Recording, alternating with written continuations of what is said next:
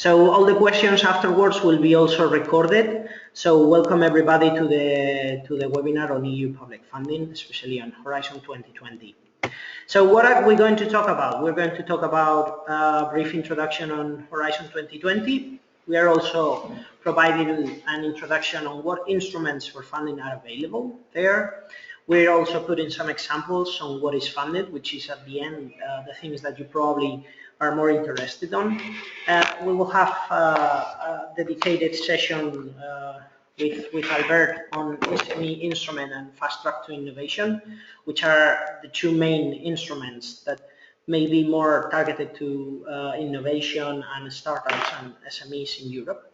So you will have also some examples of the kind of projects that are being funded there. And then we will open the last part for questions and answers. So what we wait is to be talking for about 1 hour, and then we will open your microphones. Obviously, you have our emails at the presentation here, so if you want to ask us any private question, you are also free to do so.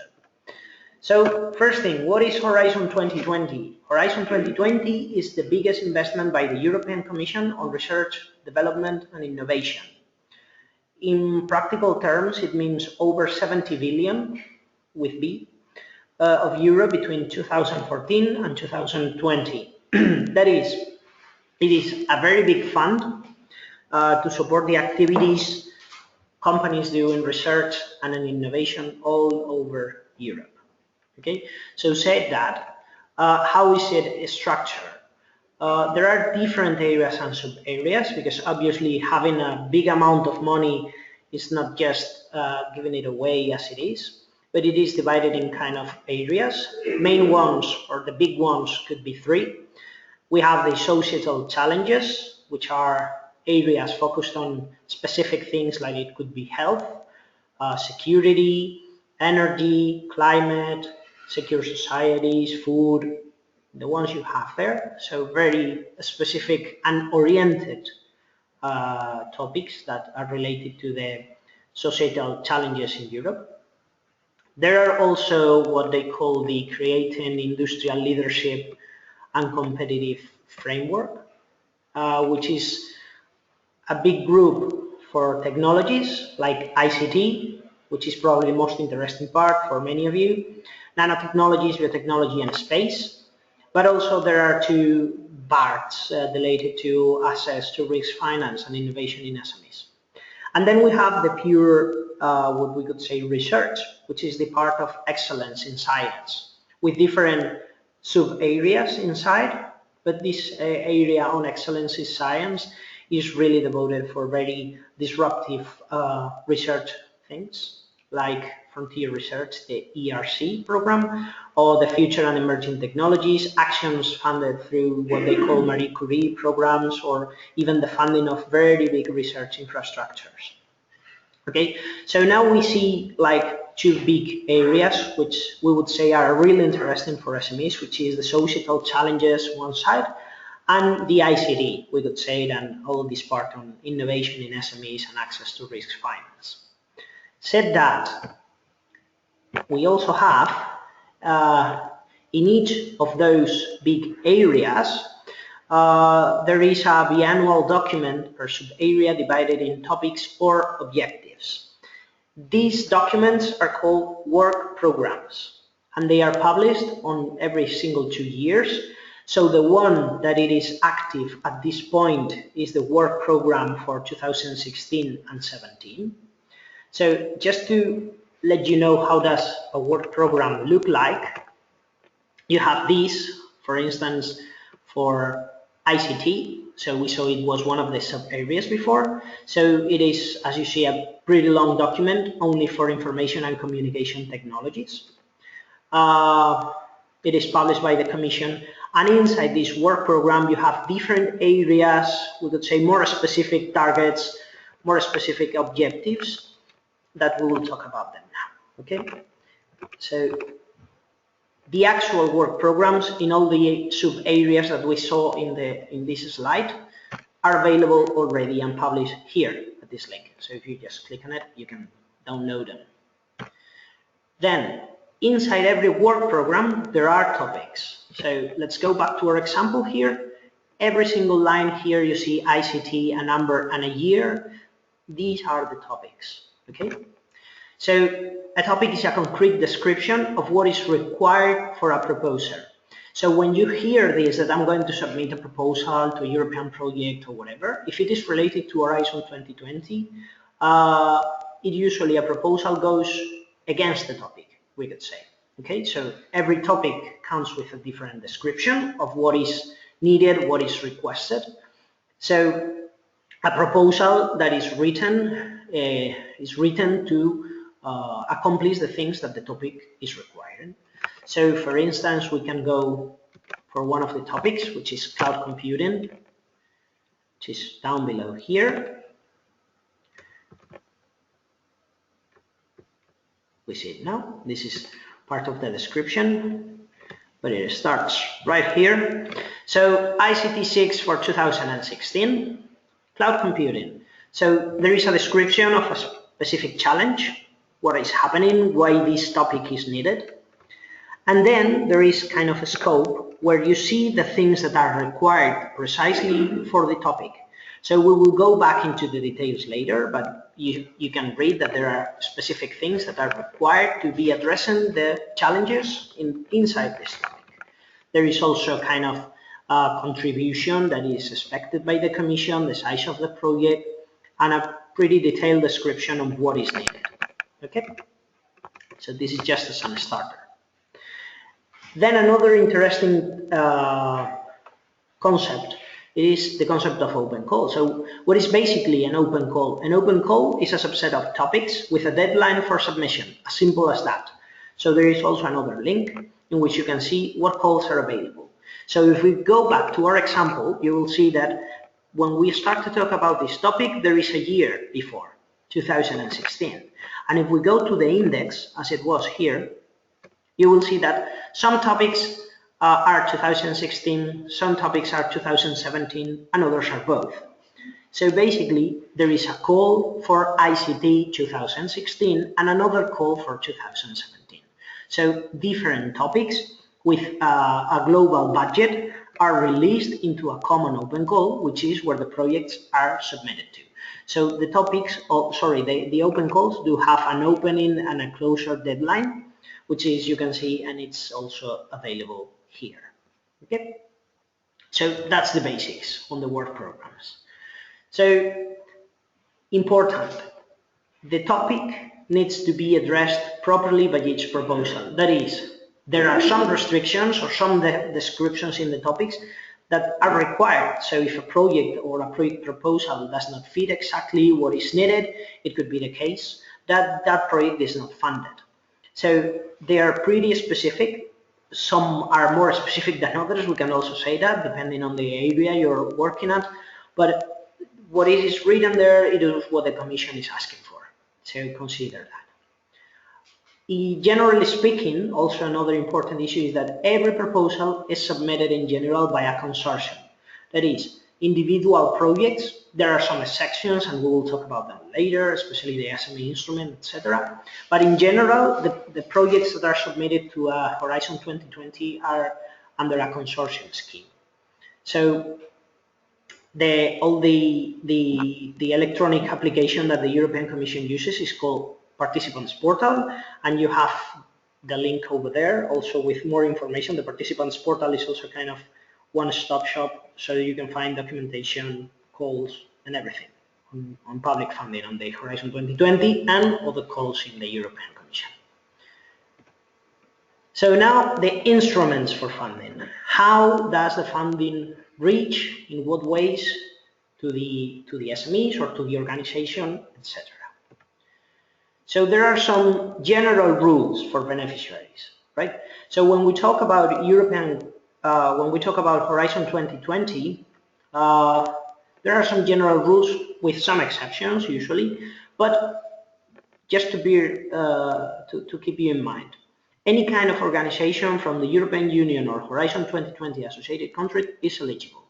That is, if your company or your organization or your whatever you're working at is located in the European Union, you are for sure eligible, and some countries have already bilateral agreements with the European Union so that they are also eligible. So in a general and a wider sense, any kind of research center, university, company, corporate, city council, public administration, which is based in Europe, is eligible, right? So this is the first step you need to be aware of. Then all the organizations need to be identified as profit or non-profit. So most of you, I suppose that you will be coming from SMEs or corporates, so you will be profit organizations. But if you work in foundations, research centers, universities in general, you're cataloged as research as non-profit.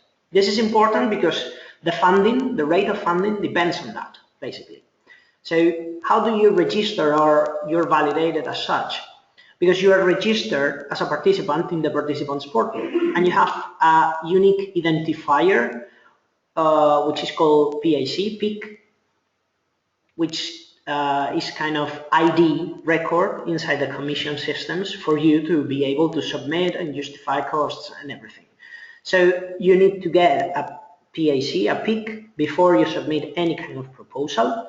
This number or this PIC is validated through the sending of different administrative documentation. And when you are validated, you're basically validated as an SME or as a non-profit company or a non-for-profit organization or whatever. So this is the basics, right? You need to have an account at the participants portal. If you're in Europe, you're eligible. Second thing and second concept, which is pretty important to understand. I don't know how many of you are familiar with this technology readiness levels, the TRL. But this is really important to let you know what kind of project or what kind of research project you are into. So basically, this is a kind of a scale from 1 to 9, which determines the closer you are to the market or the closer you are to research. So basically, basic research is TRL 1, and very commercial one, it's TRL 9. So depending, there is a wide field between the 1 and the 9, so depending where you are located, your project could be cataloged as TRL 1, 2, 3, whatever, till 9. So this is also important because some of the topics even are described to be TRL 1, 2, 3, or maybe 6, or if they are very commercial activities, they are more like in the 6, 7, 8, things like that. So this scale is basic to let you know what is the topic expecting from the proposals that are going to be received. Okay, so remember TRL 1, very close to research, TRL 9, very close to the market. Said that, then we have the proper instruments for funding. The basic ones are 3. There are some more, but I think the most interesting ones for companies are these 3 ones. So there are innovation actions, there are research and innovation actions, and there are coordination and support actions. So in this table here, we can see what the main differences are in terms of TRLs. So when we are talking about innovation actions, we are talking about demonstration, prototyping, very commercial things or more close to the market things. So that's basically a TRL above or between 6 and 7, 8, 9. And then we would talk about research and innovation actions. We are talking about more far to the market things with a lower TRL. So it is important to know that because then I will talk about the CSAs a bit later. But in terms of funding, it is important to know that innovation actions are funded with a 70% rate for profit companies. That is, a regular SME will get 70% of their cost in an innovation action, and 100% if they are involved in a research and innovation action. Non-for-profit are always funded at 100%. Okay, so the funding rate depends on the instrument and the type of organization, right? So we have the special case also of the CSAs. CSAs are not research programs as such, but they are more programs related to We could say providing kind of roadmaps, networking actions, more generical ones, and they are also funded at 100%.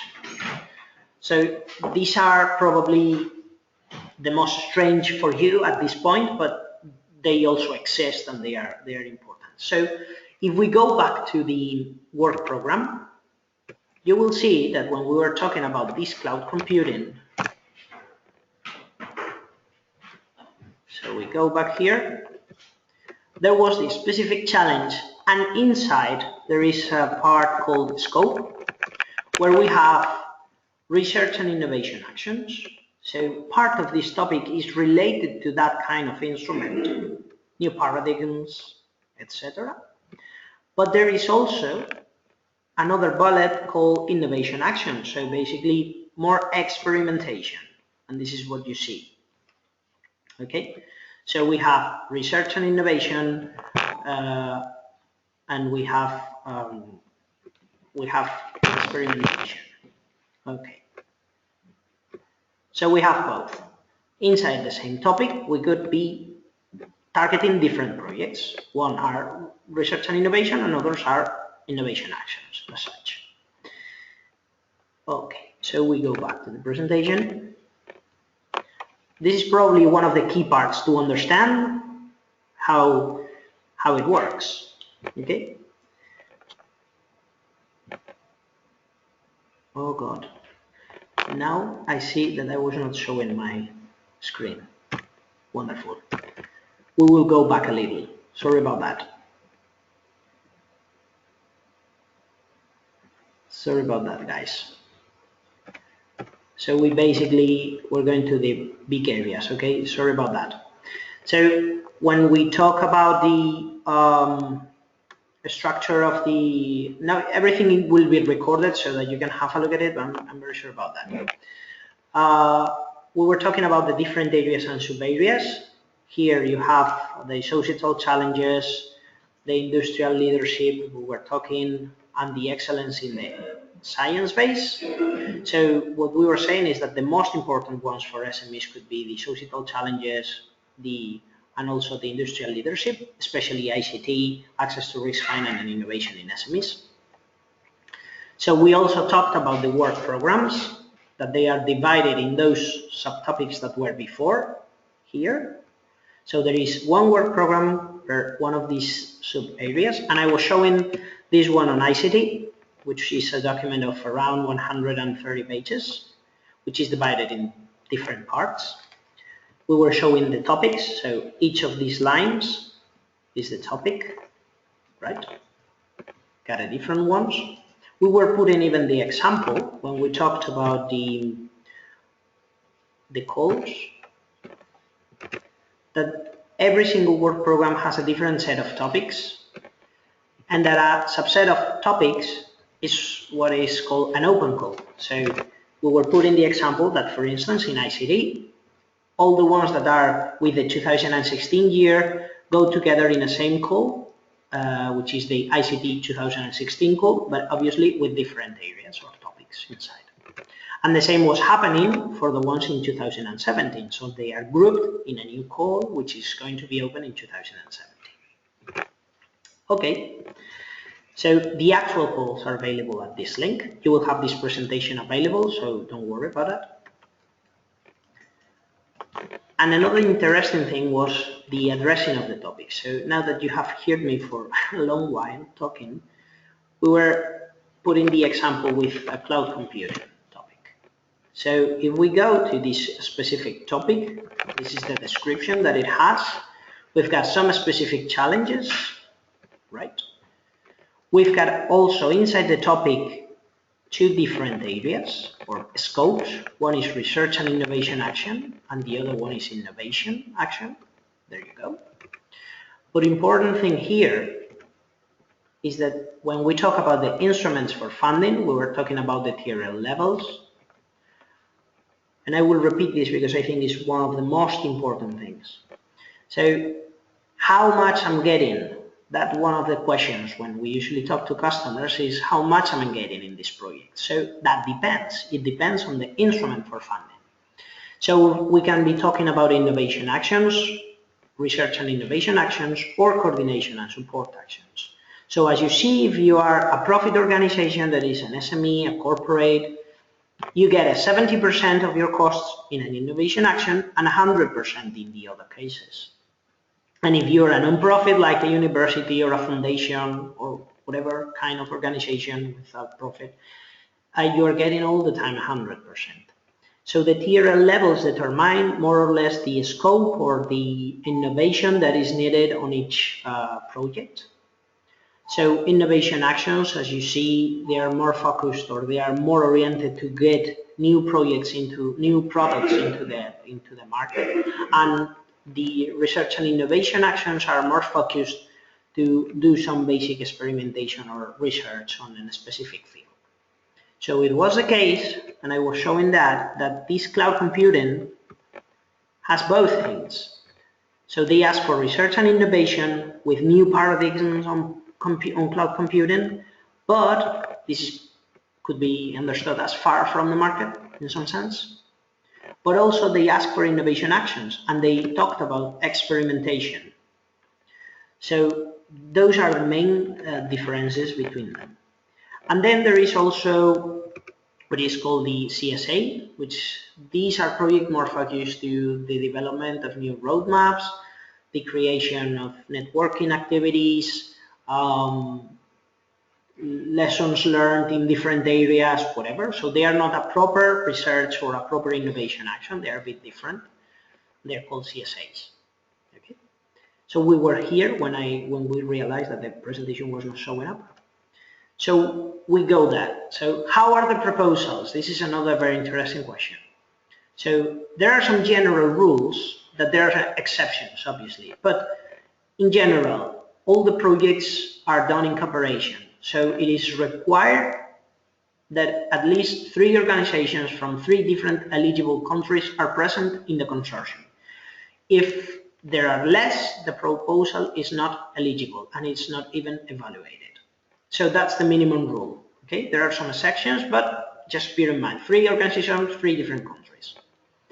Some of the calls or the open calls, and that depends on the call basically, so and the topic, but this is described inside the topic, can be submitted in 1 or 2 phases. So if it is submitted in 1 phase, the document is around 60 pages and it's one-shot submission through the participants portal, and that's it. But if it is in 2 phases, which is usually the case for some areas, like in transport or waste management and different things, it could be in 2 phases. So the first phase is a very simple one. It's just 10 pages, and then you get a go, no-go after 3-4 months.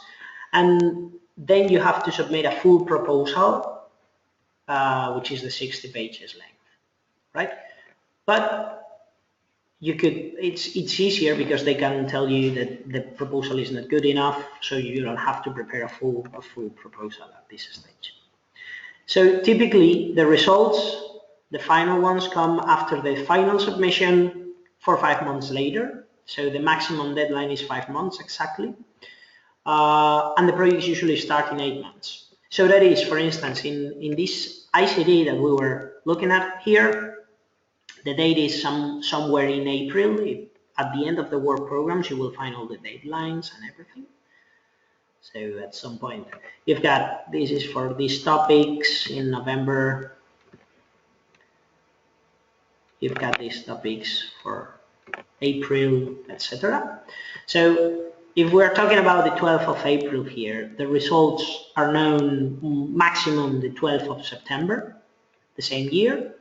And then you have a kind of phase to sign the contract, which is 3 months more. So basically that means that a project that is submitted in April will start if funded in January, right?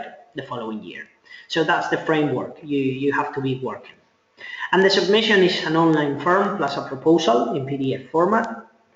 And the longer ones are 60 pages. There are also some exceptions for specific calls, but just bear in mind that as a general rule. So who wins the calls? And this is also very interesting. Through the European Union Open Data Portal, you have access to all the results of Horizon 2020, the earlier programs like Framework Program 7 or 6, etc. So there are some CSV files and Excel files published where you can download and see what are the projects that are winning per topic, per country, the amount of funds they are receiving, etc., etc. So you can launch some kind of analytics to let you know that who are the projects that are winning the calls. Good. So what is it funded? Now you have learned, if we go back to the origin of this presentation, I will insist again. Now you know what Horizon 2020 is structure. You have 3 areas, different sub areas. You know what a call is. You know there are deadlines. You also know that there are topics. We saw the example with the ICT on cloud computing. Now you know what kind of organizations are involved, which is basically anyone in Europe. You know this concept on the TRL. Remember, 1 is very basic research, 9 is closer to the market, so that's it. You've got the basic instruments of funding, general rules, results are published, and now what is it funded? So for every single partner in every single proposal, the budget is divided in standard categories, and these are the standard categories. There are some more for some specific actions, but these are the ones that will probably apply to all of you, okay? So you've got the personal costs, you've got the subcontracting, you've got the other direct costs, which are the ones that are things that you are paying actually for, and you have control of them. So this is what you invest in a project. Then you have an indirect cost. We will talk about that later, but this is kind of flat rate, so there's nothing you can do about that. You got the funding rate depending on the kind of action we saw before, the kind of instrument you were applying to, and you've got the total funding, which is basically what you get. So you invest directly for that project in those 3 categories, and you get a kind of funding. Okay, so we go to each of the categories with some examples. So personal costs, what are they? So they are salaries plus social security charges, pensions, benefits in kind you may have in the company, whatever. And you need to demonstrate that the time that every single employee has devoted to the project and their hourly costs. So when you do the budget, you do an estimation of the personal costs, but when you justify the personal costs, they need to be assessed on their actual rates. Or there are other options, but they're a bit more complex. So basically, you got to keep in mind that one thing is what you put in the budget, another thing is what you justify afterwards. So you have to track the hours that the people are in a project.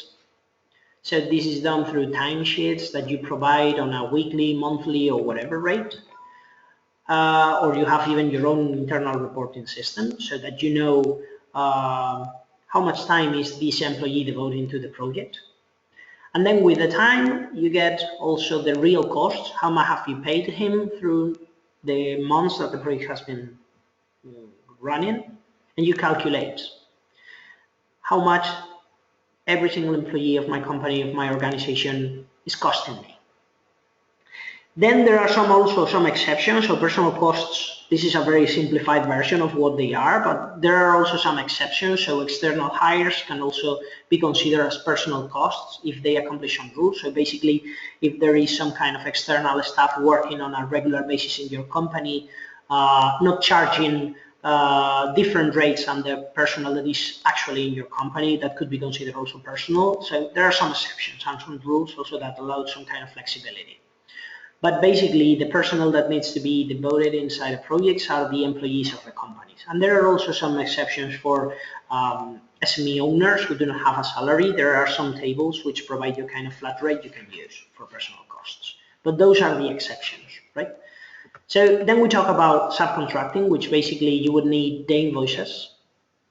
And an important thing of subcontracting is that, generally speaking, they are not well seen, so they should be used only for minor issues and not core tasks. Like you've got to do the project website for the consortium and there's no IT specialist inside because this is, let's say, a project coming from the health sector.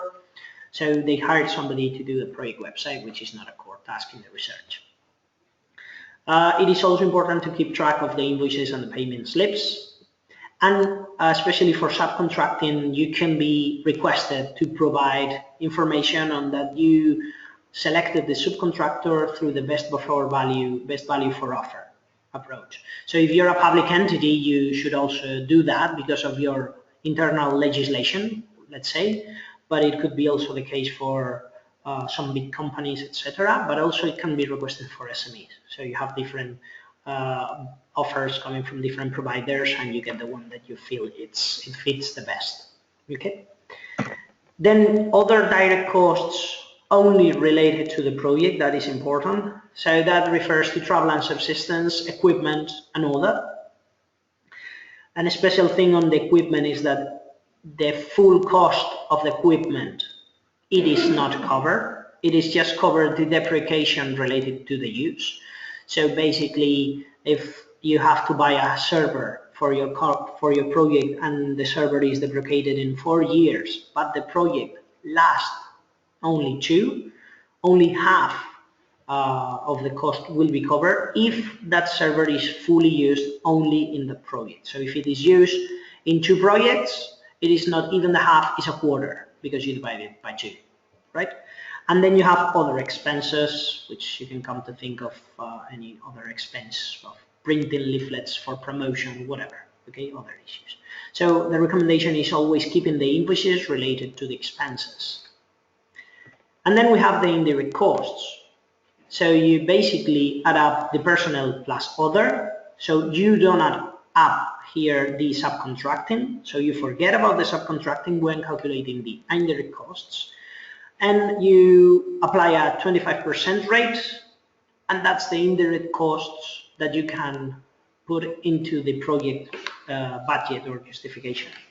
That is a flat rate for everyone. I know in the past there were some exceptions and other rates, but this is new to the Horizon 2020, so everyone counts with a 25% of indirect costs. And just to put you an example, imagine your SME is participating in an innovation action topic. We could say this one, right? The one that we were looking before, that is 19. So instead of going to the cloud computing thing into the research, we get funds to do this experimentation on cloud computing, and you are an SME. So you spend 50K in personnel, you subcontract something for 3K and other direct costs 4K. The indirect costs are directly calculated, so the total is 7K.5. The funding rate, because it is an innovation action and you are an SME, is 70%, so the total funding you get is 49,350. So think of these like you put or you invest 57 and you get 49 something. Okay, so that's the basic example. So justification, and these are also the typical questions. There is no admin burden while you are executing the project. That means that you only need to send the amounts, okay? You do not have to send the invoices or the pay slips or the payrolls or any kind of supporting document. You just send the amount. But you can be audited up to 5 years after the project ends. So that means that the commission may send some audit company to check if you have those supporting documents. So you keep all the records in your company up to 5 years after the project ends, in case an audit comes. There are some audits that are compulsory at the end of the project only, in some cases, when you get a lot of money, basically. And in those cases, you have to contact and contract your own auditor to do this audit. And that expense is also covered by the project. Okay? So in principle, you do not need to send any kind of supporting document. That's the idea. The justification of costs is more or less every 18 months, which these are the periods that are called the reported periods. But that's a general rule, and there might be an official time framework which is decided by project, on a project by project basis, when you talk with your project officer, if you're lucky, and get the funds. Okay, so basically you got to do the calculations of the costs and everything every single 18 months, but there are some exceptions. An important thing, the justification of costs is done after the expenditure. So that is, that this is done on actual numbers, not on estimations. So the justifications is based on real numbers, okay? But the important thing, and this is about the payment, you are pre-financed in every Horizon 2020 project. So you can get up to 1/3 of the total funded before the project starts. That is very good. That pre-financing belongs to the European Commission until you justify it. So that is a kind of loan by the European Commission at a 0% rate. And once you justify the costs and they are approved, that turns into a formal grant. Okay, so that's from the accountancy thing. Okay.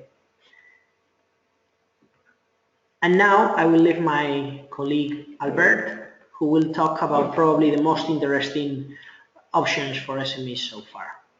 So Albert, one thing before. Okay, there you go. Okay guys, hi to everyone. I'm going to talk about the SME instrument and the Fast Track to Innovation, two new funding schemes of the Horizon 2020. What is the aim of these funding schemes? I suppose that all of you guys have surpassed the research stage. You have a prototype of your product, very basic, but you are far away from research, and you are also a bit far from the market. So these funding schemes will help you to go from the demo stage to the market. So it's a kind of helping you to surpass the dead valley, what is called between research and market. Okay, now focusing in the SME instrument. The SME instrument was created in 2014 and has been working for 2 years, 2014 and 2015. It supports highly innovative SMEs with a clear commercial ambition and potential for high growth and internationalization. It means that this is not a fund just for helping your companies to pass or to survive, to maintain their viability. It's for becoming a big company in the future. That's what the European Commission wants with this financial help. It's a very good instrument because it has a lot of flexibility compared with other financial instruments from Horizon 2020 that Miguel has described. It allows you, your SME, because only SMEs can apply to this instrument, to be the only beneficiary of the project. So you don't have to make any arrangements with other companies. You have to go by their own with your own strategy. So it's really, really good. You also can go on a SME consortia. Sometimes your company does not have all the capabilities to carry out the exploitation of a product or service. So you can go with another SMEs or with 2 SMEs, whatever you want. There is no limit. Of course, as long as you are adding companies to the project, the complexity increases. You have very broad topics. It's almost a bottom-up approach. It's not like other or Horizon 2020 instruments where you have to fit your proposal exactly to what the topic describes. Here they are very broad, and it's very likely that your project will fall on one of the topics. There are several topics, almost 12, and they are related to all the societal challenges and enabling technologies that we have previously described. So even if your company, if your product can fall under two different topics, you have to choose the one which has more funding possibilities, because there are some topics like ICT, which is very competitive. Another another issue that highlights the flexibility of this instrument is that there are 4 cut-off dates per year until 2020. So you don't have to wait a whole year until you have another opportunity to submit your proposal, but you can submit a proposal each 3 months. Another characteristic is that the time to grant, the time from when you submit the proposal to you can start the project is very short. It's almost between 3 and 4 months. So it's something that helps SMEs which want to launch their project to the market quickly, because they don't want to be replicated to do so. So it has 3 phases. You can go directly to phase 2 without going to phase 1, but my recommendation would be to do the whole scheme. So phase 1 is funded with a lump sum of 50K to carry out a feasibility study with an implementation of approximately 6 months. You will have to submit a 10 pages proposal, and you have to get a 13 over 50 to be eligible. Of course, proposals are being funded with more than this 13, approximately 13 and a half or so. And examples of activities that are funded in phase 1 are risk assessment, market strategy. They are non-technical activities, just business or evaluation activities that help you to come out with a very refined and extended business plan. Once you have this business plan that is very detailed and has been very well thought, you can go then for phase 2. That is where the money is really. Phase 2 funds demonstration projects at a 70% rate with a total amount of between 0.5 and 2.5 million euros. It's more or less between 12 and 24 months implementation. This is a 30 pages proposal, and the threshold that you have to get is 12 over 15 to be eligible. Of course, proposals are being funded with 13 and a half or so. It depends very much in the topic, but this is the usual funding rate. So here you can do the technical activities or the business activities that help you to increase the TRL of your project from TRL 6 to 9, which is the goal of these projects. So for example, you can do demonstration activities, testing, prototyping, piloting, scaling up. So these kind of activities that you are not developing technology, but you are assuring that when your product is in the market, everything will be smooth. There is also an additional phase that is only for phase 2 winners, that is phase 3. This is no direct economic help, it's just a set of indirect support measures, for example, services or access to financial facilities. It's about building a community of successful European SMEs and easing the investment of VCs and big companies to these companies. So this is what the description of the phases of the SME instrument. What are the characteristics of a good SME instrument? First of all, you have to demonstrate that you are beyond tier 6. So the technology should be validated, and you should have a prototype with basic functionalities. Your product has to bring an added value compared to the competence. It means that you will have to study very well what is doing your competitors and position yourself far beyond them. So your company also should have a willingness to grow and embrace the international market. As I said previously, this is not a project scheme for your SME to survive. It's for growing and being international and becoming the leader of your market. Of course, you have to present for phase 1 a well-drafted business plan, and for phase 2 and fast track, that I will talk later, a detailed and refined business plan. You will have also to demonstrate the implementation capacity of the company or consortia with complementary profiles and skills.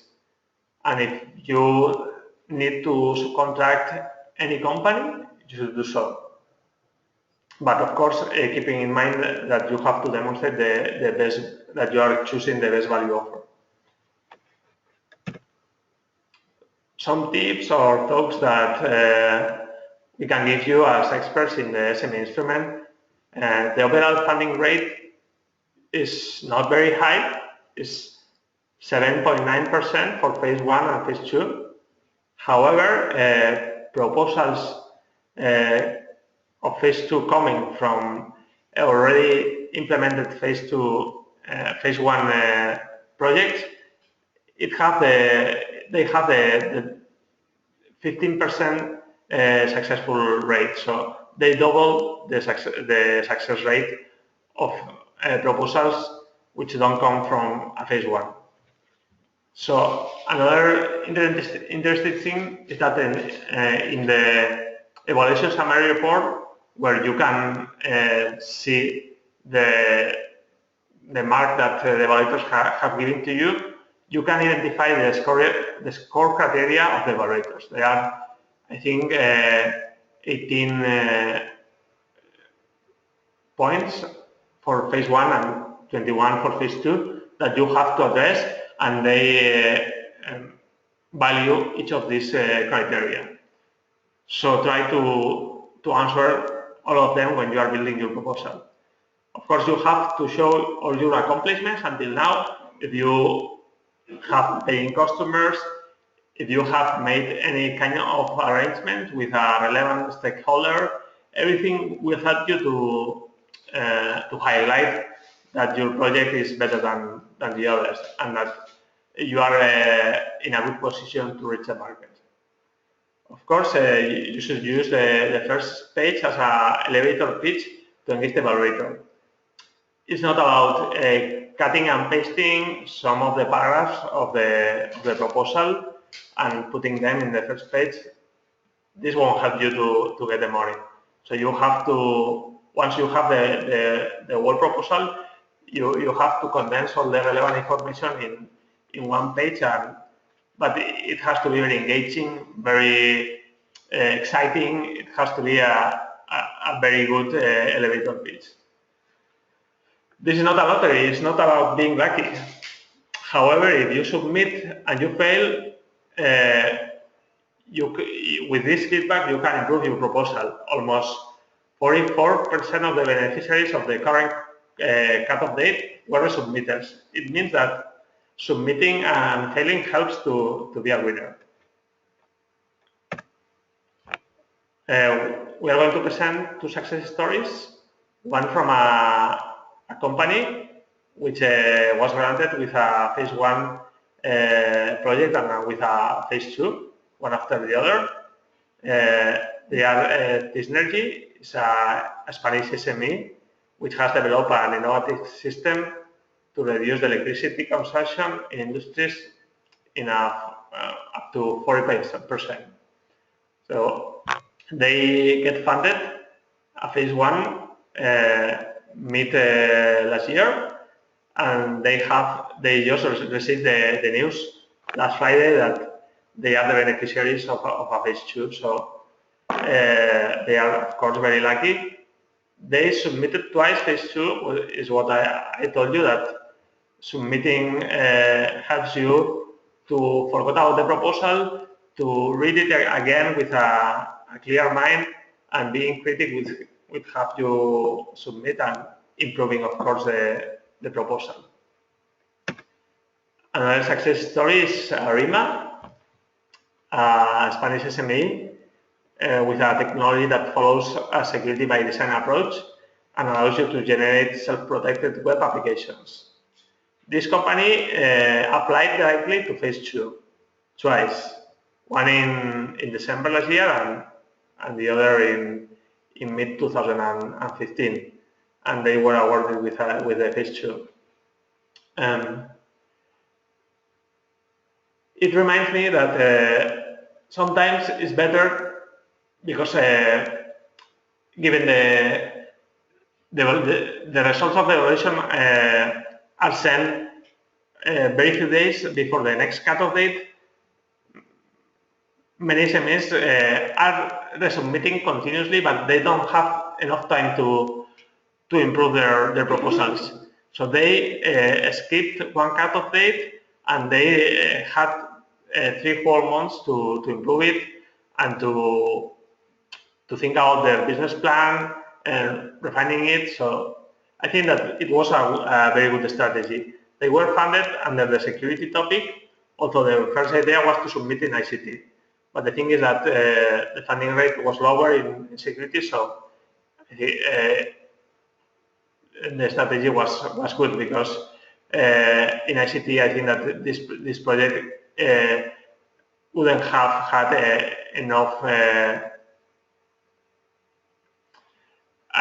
mark. So you have here the list of beneficiaries of phase one and phase two. Maybe you want to search for companies to compare if they have been funded with the SME instrument. So you realize that you could be one of these companies. You have here the links. Now I will talk about the fast track to innovation. This is another funding scheme that is very close to the market, but is open to consortia of 3 to 5 entities. Of course, there has to be a strong presence of industry, what it means for-profit entities, including SMEs. So it's also a good opportunity for you guys. Of course, the 3 to 5 entities have to meet the requirement of being from 3 different countries of Europe, as Miguel has explained. It's also a fully bottom-up approach, so you can submit, even in FTI you don't have any topic. So you just submit your idea and you try to relate it with the FTI objectives. And the funding is between 1 and 3 million euros at 70%. Of course, here non-profit entities can participate, so this kind of entities could be funded at 100%. But for SMEs, which is your case, it would be a 70% funding. You have, per contract, the obligation to reach the market in 3 years after the beginning of the project. So it means that the project shouldn't last more than 3 years. I think that 3 years is too much. I could recommend projects over 2 years of duration. You have 3 cutoff dates per year. Of course, the evaluation lasts approximately 4 months to arrive, and the time to run is not so short as the SME instrument. But of course, there is a consortia. The grant agreement takes more time to be signed, so it's normal. So this will be a trial during this year and the next year. So it's not sure that this funding scheme will carry on. on 2017. So if you have an idea, try to take the opportunity of this funding scheme and submit during 2016. Here I will explain you some tips. You should include the whole value chain of the product service in the project, supplier, manufacturer, and end customer. I think that end customer is critical because it will give you the feedback about your product and service, and you will be able to refine it and to adapt it to their needs. So I don't think that a product without an end customer would have sense. You should describe the extended and refined version of the business plan. So it would be the same as a phase 2 project. So you should have the business plan in mind, very detailed, very well thought, and you should think about what is critical to deliver this product to the market. So all the issues that are not solved, you should address them and give answer to these issues in the proposal. It's a 30 pages proposal, so be concise because it's a very short length of proposal for writing all your ideas. For example, it's the same length as the SME instrument phase 2, but here you have more partners to describe, to explain very good, very well detailed interrelations with the partners. So I think that you have less space than in a SME instrument phase 2. So all the information that you write in the proposal should be essential. Here you will have detailed comments in the evaluation summary report. It's not like in the SME instrument that just gives you the issues that they have been valued and your average. Here you have specific comments about the things that you have to improve. So take advantage of that, and if you resubmit, address them because your project, of course, will improve in a large extent. So here we have the statistics of the first cutoff date. The second cutoff date, we don't have the results yet, so we just can give you the number of proposals in the second cutoff date. In the first cutoff date, 2,069 proposals were submitted. In the second cutoff date, 2,031, so less than in the first cutoff date. Only 18% of the proposals were out of threshold, that was 12, and only 16, that is 6% of the proposals were funded. And let's say the cutoff, the ranking cutoff date was 12.92 for funding. I mean, it was pretty competitive, but comparing the results with the SME instrument, I think that there is still room to improve because SME instruments projects are funded with 13.5 points. So still, I think that this will improve with the time. You have here a lot of links, for example, in the statistics where you can go to documents about the information that I'm describing. Just to give you a brief example, you have in this document the word where these statistics are shown. I'm not sure if it's open, but it should open eventually.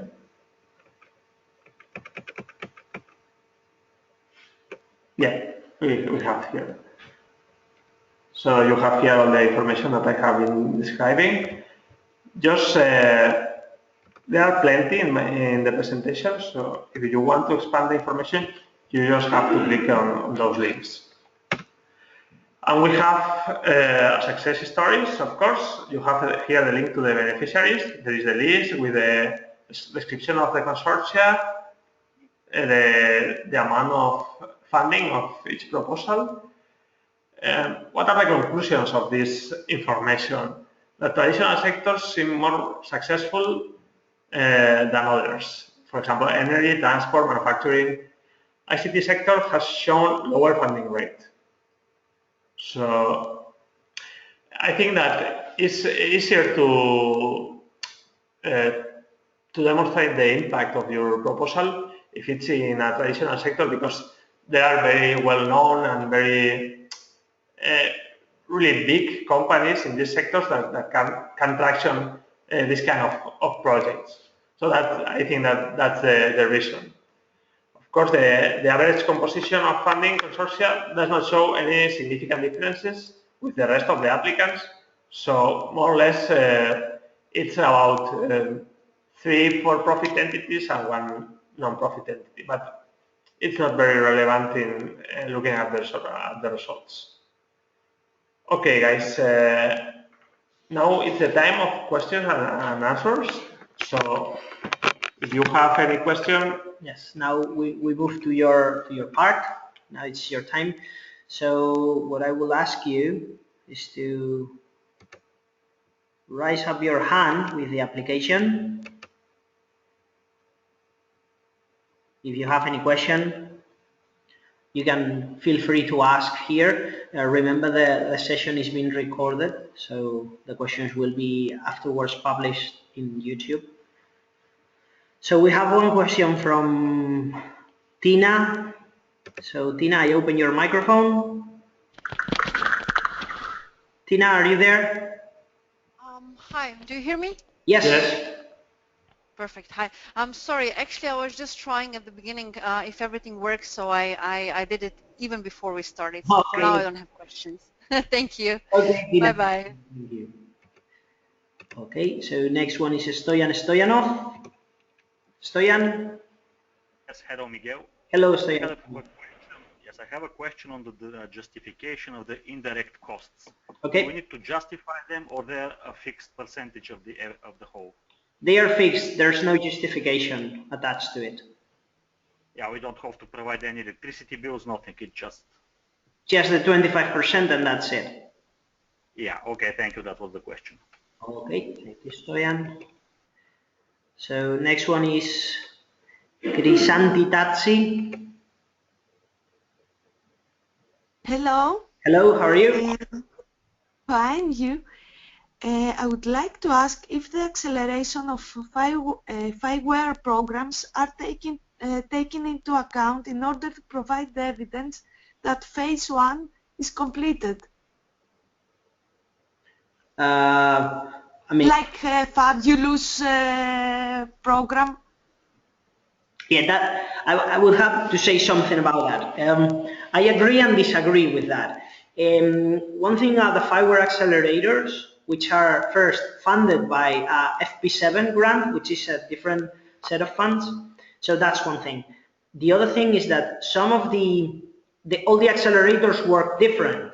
So, and also some of the companies are not submitting, let's say, their company project as a project for the accelerator, but they are submitting in a specific business area they want to test, right? Yes. So it could be the case that the things that are submitted in 5-year Accelerate are totally different than a potential new projects for the SME instrument. And in another thing, and this is about comparability of both funds, our first recommendation here is always asking the Commission, but reading the rules, it is clear that when you get the money for a phase 1 in SME instrument, you get 50K, right? But those 50K are a 70% of the total costs. So if I remember well, there is something like the total cost of that 50K funding is something like 71,000. Okay, so in practice there is a gap between what you get the 50K plus the 71. So there is 21K that could be obtained through the FIWARE Accelerate, right? So what you are never ever going to get is more than this 71 via your own means. So that is, if you get the SME instrument funded, you can get funds to fund the same activities up to 21K more. All that is above that needs to be justified as what they call a receipt, and the final amount is calculated doing all the incomes you get for that project minus the things that the commission is funding you. Okay? Yes. The answer is Thank you. clear or not? I'm not sure yet. Okay, so basically think that it is not incompatible to work with both things. And Okay, this is clear. okay, and that there are some limits in terms of funding, right? So if you applied for the very same project, the very same thing for SME Instrument and FIWARE, you got to know that no more than 71K approximately will be or could be funded legally speaking, okay? Yes, but In a excuse me.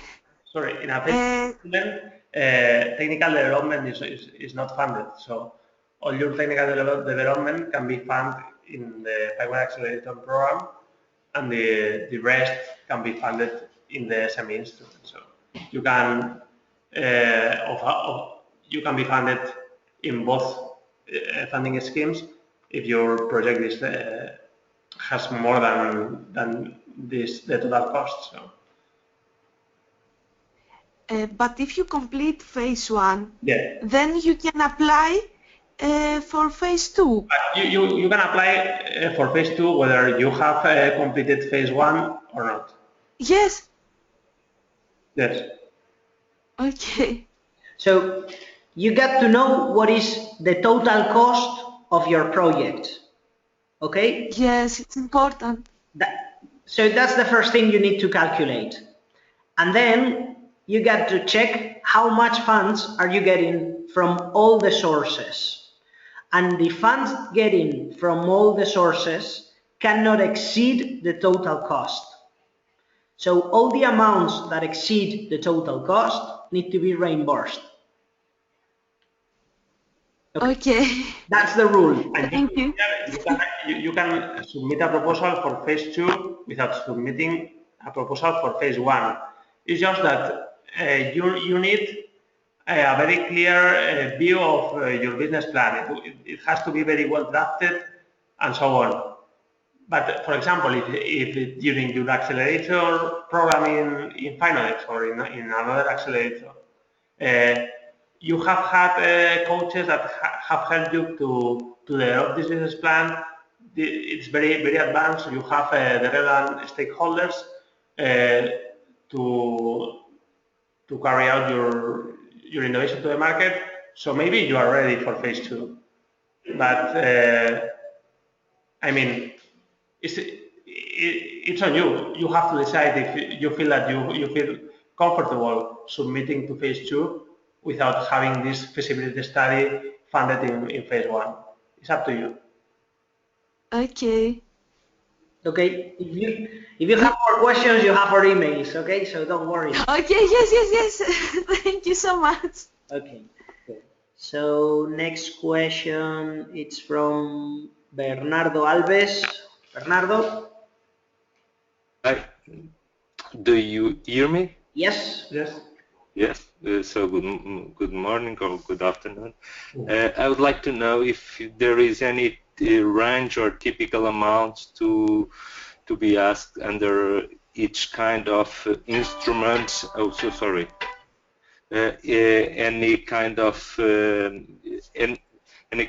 instrument, because I saw in the example that have been shown an amount of 50Ks for an innovation instrument with what seems to me too short. So Yeah. I would like to know if you have any figures or on that. Also, sorry again. Okay, so it depends. So there is not an answer to that question, I would say. Every topic indicates, or more or less indicates, or give an overview of the size of the total project. So if let me turn into this example we were seeing here. So we've got this, the Commission considers that proposal requesting a contribution from the European Union between 3 and 5 million, right? So that means that the overall funding in that case should be between 3 and 5 million. But this is a research and innovation action. So that means that everyone is 100% funded, right? So, and you also know that at least you need 3 partners from 3 different countries. So in the best case, we could say we have 3 partners. The other thing is that basically doing the math, you will see, okay, 3 partners, up to 5 million, 1 point something per each. That will be the basic approach, but then you have to clear out that, for instance, you have to look for projects that were in similar topics in the past to check how many people or how many organizations were applying to that kind of specific actions. So it could be the case, and as it will be in that topic, that probably 6, 7, 8 partners are engaged in that kind of topics. So this is a matter of discussion inside the consortium to decide, according to your contribution in terms of tasks, of expertise, of what you can do on each topic, how much you're getting, right? So there is not a rule saying that if you're an SME, you go to an innovation action, you get 50K in personnel. That's not true, right? The budgets are firstly negotiated internally within the consortium, knowing this general framework, which is established in the call, as you see in the text that we have just shown you. So you have a kind of generical framework, but then internally you discuss it. And then you have to justify it. So you have to have real or actual costs that prove that you have spent that amount. Of course. Okay? Right. Okay, many thanks. Phase 1 instrument, this is a very specific topic, so they only fund the feasibility study. That is not a technical activity and one suppose a lot of work. But in the phase 2 instrument, you can do an innovation project and the funding can be at between 0.5 million and 2.5. So it gives you a lot of place to do many activities to test your product. So I think that it's enough. Okay, many thanks. Okay. So next question that we have here is from Tina. Now you have a question now, right? Now I have a question. Actually, maybe it's a little bit out of the topic here, but do you also maybe have any good presentation or you already worked on some of the projects with the pre-commercial procurement? Yeah, we know that. That's a pretty interesting instrument. So let me rewind a little bit. It won't take a lot. Okay, so just for the rest to let them know what we are talking now. Yeah. So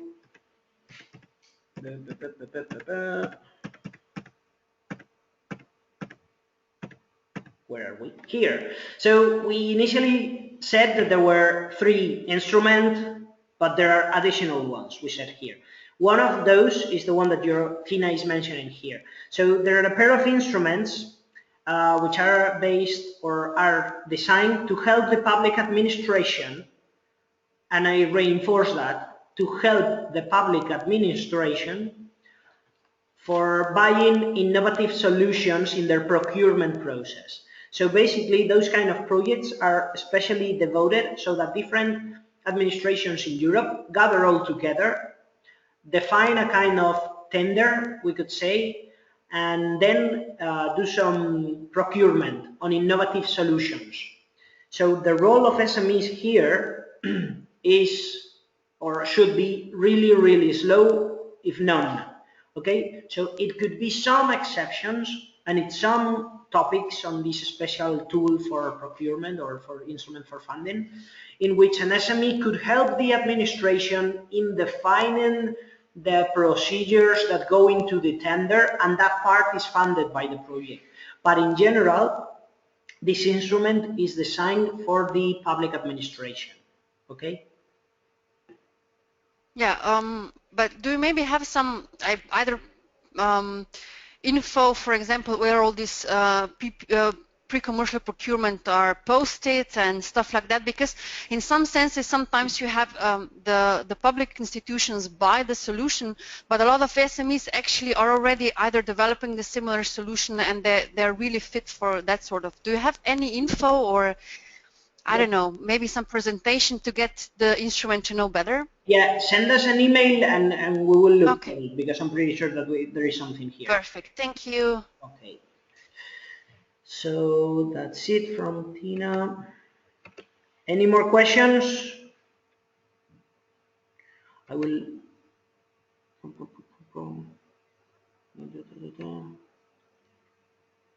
Okay, so I see a lot of questions that are coming up through the chat. So we will try to read. Yes, many of them are coming from the fact that we were not showing the presentation, so very sorry about that. Okay, so Kostas Flokos asks, SME Phase 2, development is not funded. What happens if some work packages are about development of additional features? Yes, the development of additional features can be funded. As long as the basic functionalities of the tool are already developed. This is not a problem. You have to defend that these additional features that you are developing will help you to reach the market, but it can be the case. Yeah. Okay, another question from Kostas is, does the product need to be already in TRL 6 or the level to reach after the project is TRL 6? This is about SME Phase 2. So at least the TRL has to be 6. Okay. SME Phase 2, can a partner be not an SME? No, it has to be a SME. You can subcontract another entity, but this is not a partner of the consortium. The next question is pretty commercial. I would read it. Michael, if you need more information, come back to us. But the question is, what are your fees for consulting SMEs? So come back to us and we will basically, we don't have a fixed fee if we do that. So we do that on a one-to-one basis. Jeremy Bravet Adonailo asks, what about the collaboration with university? Where? I would say. Maybe he has a previous question. Jeremy. Yeah. Oh yes, there is a previous question from Jeremy. So it is, how fast do the monies available after the submission of proposal? Okay, so this is about pre-financing. Before the project starts, as a general rule, up to 1/3 of the total funding is in your account. Then you have to justify costs every 18 months, and the Commission will pay you after 100 days of that justification. That is in month 21, 22nd of the project. So there is a payment in month 1, there is a payment in month 22 of the project, and there is a final payment around 3 months after you finish the project. This is a general rule for the regular Horizon 2020 projects. Okay? As an instrument, maybe you want to say something, which is the one. This applies also to Phase 2. Okay. But for Phase 1, they get you, just when you have signed the grant agreement, they get you like 20K, and the rest of the 50K at the end of after they have reviewed the deliverable. Okay, so you have 20 in advance, 30 before, after, sorry. That's right. Okay, more questions. So what about collaboration with university? So I will answer this question from the regular Horizon 2020, and a university can be a partner in your consortium, as an SME can be, or another kind of organization. They have their own budget, they do their own activities, and so on. But in the case of the SME instrument, they cannot be a partner. Not at all. They can be subcontracted in phase 2. Okay. So in phase 2, they are not a partner, they are a subcontractor. Can you describe your supporting, or supporting in what? I would say we are, this webinar and probably others that we can organize if you're interested. Basically, we are providing this webinar to let you know a kind of introduction on how the SMEs or how startups can get additional public funding from the European Union. Okay, so in our case, and that is FINODEX, the accelerator we are coordinating, we will provide a kind of tailor-made assessment on EU funding for those companies reaching certain levels. Okay. So we cannot do that for the 800 companies that are in the FIWARE Accelerate program, as you can understand. But if you need that we organize an additional webinar on more specific topics and that are of general interest for at least, I would say, 20 or 30 people, we can do. You can ask and we will see how is the best strategy to do that. Okay? And that's obviously because you are engaging FIWARE Accelerate is for you totally free, and that's our service. Okay, Bijan has another question through here. One more time on the cooperation topic. If I understood it correctly, projects are only eligible for funding if they are run by 3 different companies. How does these cooperations look like precisely? Thanks. Okay, so it is not 3 companies, it is 3 organizations. So it could be a university, an industry, and an SME. It could be a city council and a research organization and a corporate. It could be whatever combination you may think of. The general rule is that every single organization needs to be from a different country. So it cannot be a project from 3 organizations coming from Denmark or the 3 of them coming from Spain, but 3 different organizations in 3 different countries. When we say different organizations, we say that imagine a corporate that comes with a different number of enterprises below. Let's say they are a corporate with hundreds, or a group of enterprises, so they have not to be linked to be considered a unique organization. So that's one thing. How do they look in practice? They basically, it depends on each topic.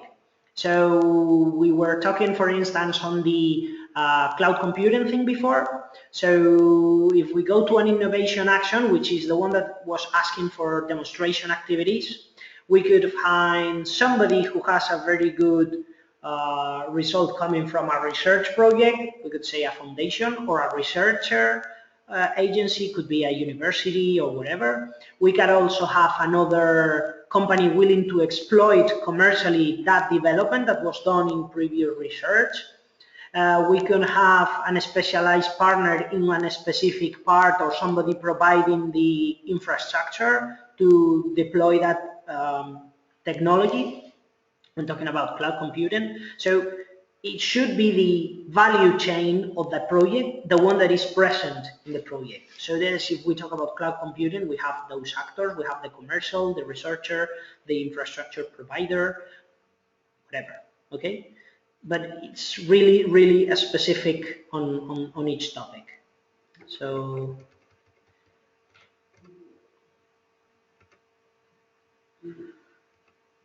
okay, we have a question. We have a lot of questions, I see. What is the procedure for SME owners who does not receive money to be compensated based on the flat rate as it is mentioned in 25%? I don't really get that question.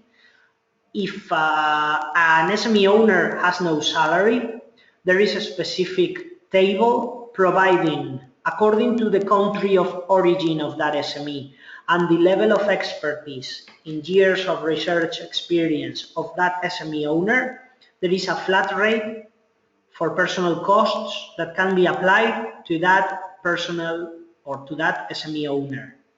So the 25% of that flat rate is the indirect rate, as simple as that. Okay, how long does it take, this is from Jeremy, between we submit and we are accepted and receive money? As a general rule, you submit and the commission has 5 months to say if you're in or not, and 3 more months to start the project. That is, in 8 months, you get the pre-financing if you are funded after submission. Okay? For SME instrument, phase 1, it should be 2 months to know the evaluation and 1 month to sign the contract. And for phase 2, an additional month. Okay, then there is an interesting question by Michael Weber. So he asked, are there ideas about a specific instrument for SMEs already using FIWARE? There are in fact some examples, I would say, in FIWARE, funded companies who have been granted an SME instrument. If I remember well, I will not say the name in case I get wrong, but I think there was one in FINODEX already with an SME instrument. But idea is that you have to show them up. I mean, it's up to you to put them in place. There are some. I know there are some. Okay. Well, a lot of questions. Okay. Only member EU or other countries are the one eligible. That's the question. So, okay, eligible countries are EU for sure, and then you have associate countries. The associate countries, there is a list. I don't know them by heart, to be honest. So you're asking for the case of Bosnia and Herzegovina, which I don't remember now, to be honest. Do you know? We send us an email and we will look for that, okay? Because there is a list and it's very easy. But just remember the case of Switzerland, for instance, which is not a European Union member, which they are eligible in certain programs because the Swiss government provides the funding to them. There are also some agreements, even with Norway or Iceland or I don't remember other, but there are some others, okay? Israel, for instance, is true. There is even a kind of bilateral agreement with Mexico now. So Mexico partners get the funds from their Mexican authorities. So there are agreements. And so in the case of Bosnia and Herzegovina, if you send us an email, we will look for it, okay? Does each project need aspects of each innovative action, research and innovation action, and CSA? Or can a project only have some? Yes, okay. This what you call the aspect is the funding instrument. So each project counts only with one funding instrument. So a project cannot be at the same time by definition, okay? Probably we will find somewhere some exception, but by definition, a project is or an innovation action or a research and innovation action or a CSA. And this is described in the work program. So we go here again and we see if you target to this experimentation, you are only being considered an innovation action. If you target to the above, you are considered only a research and innovation. Okay, so that's the difference. Okay, more questions.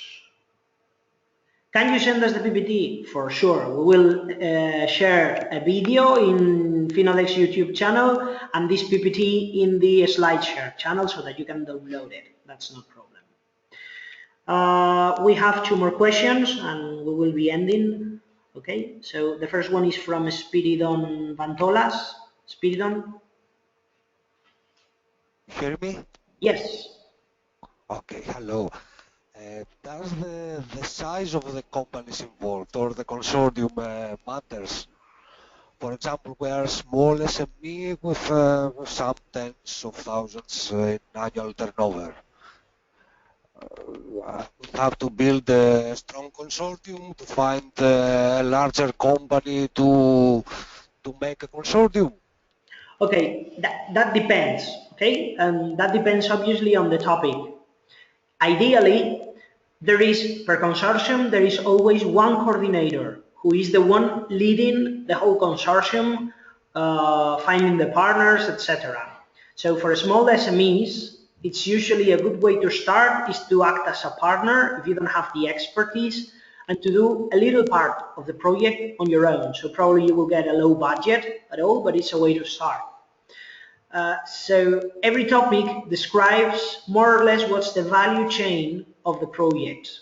So let's say that you are into the energy sector and you need the distribution company, you need an SME providing some kind of solution to monitor, I don't know what, in the electrical sector. Then you have the final association of customers, etc., etc.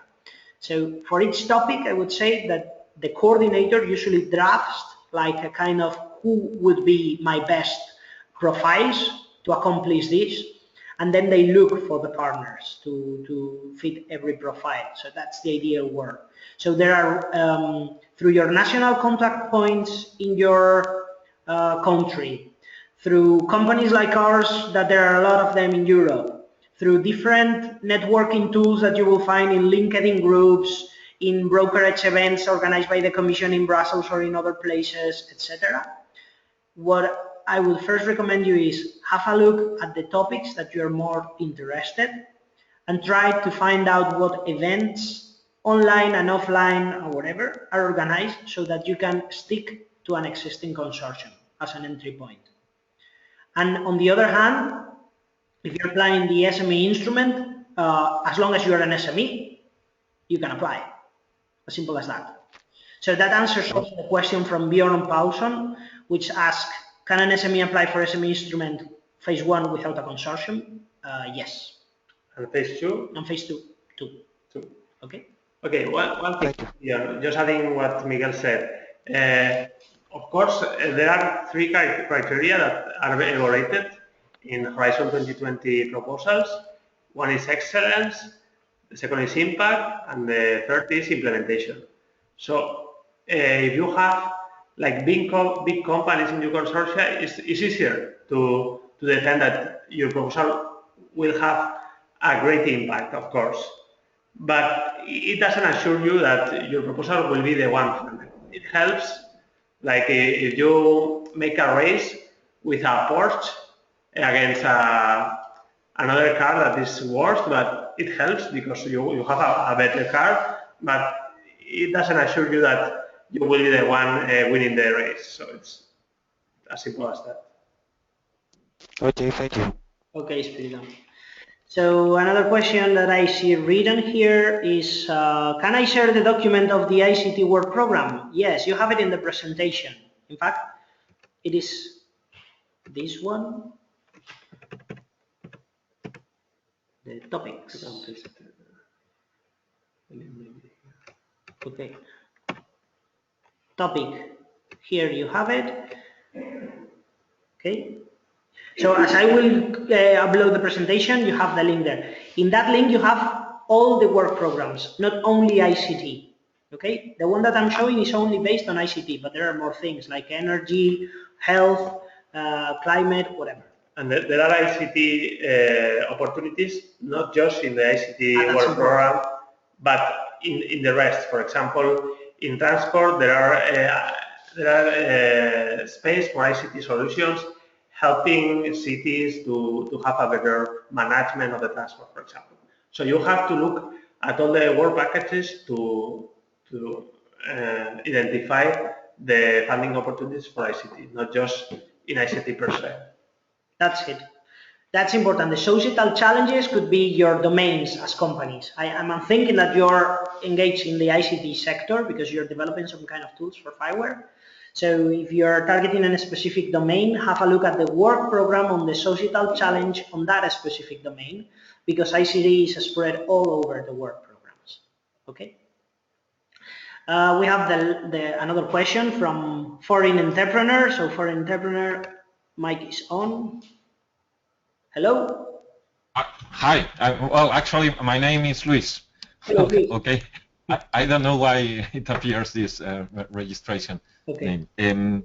Well, actually, my question is more like asking for a comment on your side. I'm listening to is that in the consortiums, they expect like well-established SMEs on one hand. You also spoke about the results of ICT, or it's not high. That's all markets, like all the industries, are the ones which are more successful when applying. So on my perspective, it looks more like they are still funding the same projects. It's not about startups. I was talking about fast track to innovation only, just about this specific funding scheme, not about the rest. Okay. And talking about the rest, it is true that this is known. I mean, it could be a barrier for a startup because they are kind of very administrative burden and things like that coming from the Commission. They have simplified quite a lot in Horizon 2020. But the thing is that you need to find your place. I mean, if you're very specific in developing any solution for an industry, our suggestion here is try to find out what consortia are being organized in that topic that you feel interested, because maybe you as a startup can be added as a partner and provide your solution or a development or a better solution to what you have already into that consortium. Okay, so it is true that for a startup it's difficult, but it's not impossible. Okay. Okay, and then I have a different one. It's about FIWARE. I've been actually in an accelerator with FIWARE. And what is the future of FIWARE? I mean, so far it's something funded by European Commission, and but it's not sure that that would be there. And actually one of the things is that so far there is no commercial company offering a FIWARE cloud or a FIWARE servers. So, and that's a problem when you are a startup, that you really need to go to the market. Yeah. And I don't know whether you have some. I agree with you on that part. There is not a commercial solution available. This is something that I can say that the accelerators are pushing for. That's not depending on us, believe me. So the thing is, if I were going to be there, I would say yes. There is a community going online already. So if you go to FIWARE.org, you will see that there are some boards and some kind of bottom-up approach to organize a community for sustainability. So that is, those people that are interested in keep on using FIWARE could be still using it after this whole program ends. And if you have a look, maybe it's not the time to talk about this, but if you have a look at one of the topics, which is ICT 12, let me check this.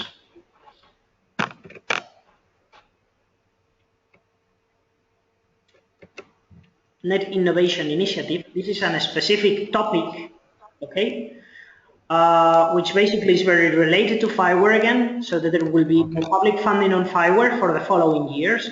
So there will be the FIWARE adoption will be funded, the ecosystem creation, sustainability, and evolution. So these three lines are already open for an open call for proposals. So consortium will submit their proposals there. But what is also interesting is that there is a part devoted to create a new accelerator, just only one in this case. It's not only FIWARE, it says future internet, so the door is being open to more things, but there will be more funding the following years. And besides that, FIWARE, think of it as a tool. So basically, if you want to use it, you can, because it's open source and you can implement, as some of the proposals are already doing, in your own systems. I know that the main problem, and this is something that is under discussions as well, is the lack of an infrastructure, of commercial structure based on FIWARE as such, but this is something that we have been promised that will exist. So I think it's just a matter of time. Yeah. Okay, thank you. Thank you very much. Okay. So thank you, Luis. We'll check again, more question. Can you tell something about Zavala Innovation Consulting? I missed the beginning. Yes, I can. We are an innovation consulting company which is based in Spain, but we have offices in all over Spain, plus Brussels, plus London. So we are 200 consultants specialized on public funding, not only at European level, but also at national or regional level. So we provide assessment to companies, organizations, universities, corporates on how to get public funding for their research and development activities. So that's our job. And at the same time, we are the coordinators of FINODEX Accelerator. It's myself and Albert, part of the team of FINODEX. So we are coordinating this activity, and we decided to organize this webinar because I think it's interesting for you, for the startups here in FIWARE. Did they start to fund VR projects, as it was mentioned in Vilnius at ICD 2013?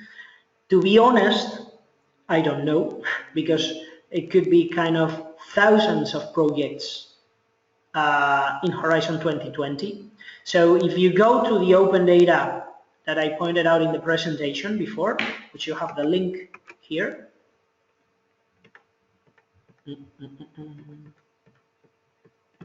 Here, right? So if you go there, there is a link which takes you to an Excel file where you can see what kind of projects are funded, and there is a very small summary related to the title and I think the summary, the short summary of the project, so you can search for VR projects there and see if they are funding already some of those initiatives. Okay. What kind of evidence justifications will be needed for the actual work done by SME owners? Yes, you will need to complete timesheets. That is, having an Excel file or a reporting system which indicates the amount of hours that you are devoting for every funded project. Okay.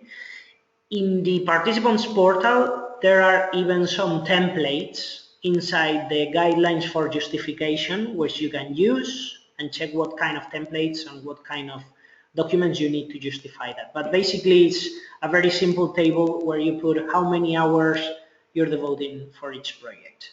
Okay. Thank you, Bogdan, for you too. So unless you have more questions, seconds, no questions. Okay. So we will finish the webinar with the last message that is coming now. So this is the thing that we usually say to everyone. So the important thing is growing your business, and the funding is just an incentive. So this is related. Never focus the whole business idea on getting the grant. It's the other way around. First you have the business idea, and then you get the investment for that. Okay. So as we said, this session has been recorded with all the questions, with the presentation, and etc. It will be shared. We will send you an email with the link, so if you want to pass it around or you want to have a look at it again, etc. So that's it from our side. Thank you very much, and see you soon. Bye-bye. Bye.